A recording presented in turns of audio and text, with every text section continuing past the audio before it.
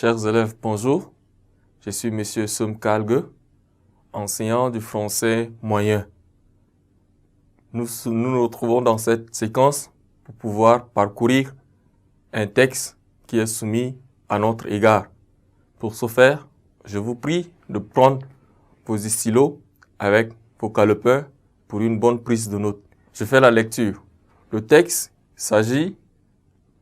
a pour titre comme l'étranger qui est au tableau. Dans ce texte, il est dit ceci.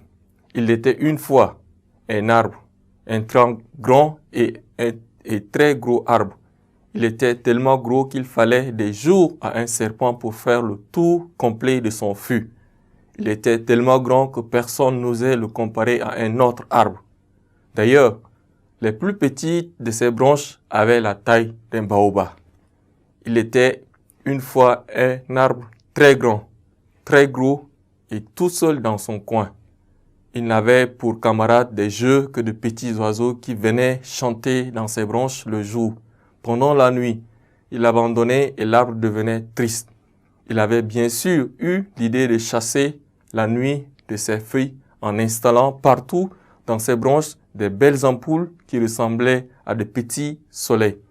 Mais tout cela n'avait pas duré bien longtemps, parce qu'un jour, les hommes commençaient à venir faire toutes sortes de bruits dans les belles lumières, avec des appareils qui terrifiaient, plus les petits oiseaux que les plus denses des nuits. Et dès que l'horizon déglutissait la grosse boule chaude du soleil que le bon Dieu l'oblige à garder dans sa gorge toutes les nuits pour le punir de son éternel quartiès devant tout ce qui cherche à l'approcher. Les hommes s'en retournaient chez eux sans un mot de gratitude. Pire, ils s'écriaient, « Nous ne savions pas qu'un tel arbre existait sur toute la terre.